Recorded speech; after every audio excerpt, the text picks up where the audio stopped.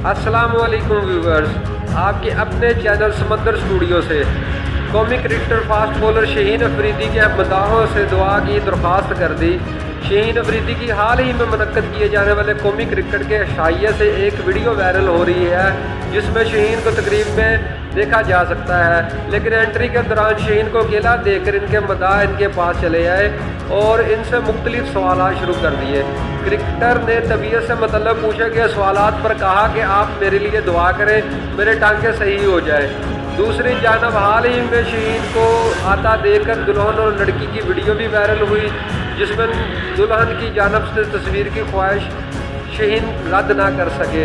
आपसे दरख्वास्त है कि हमारा चैनल समंदर स्टूडियो को सब्सक्राइब और लाइक ज़रूर करें।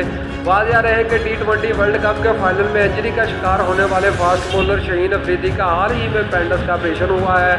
शहीन अफरीदी इंग्लैंड के खिलाफ T20 वर्ल्ड कप के फाइनल मैच में कैच लेते हुए इंजरी का शिकार हुए थे और अपना 4 ओवर का कोटा भी मुकम्मल ना कर सके थे।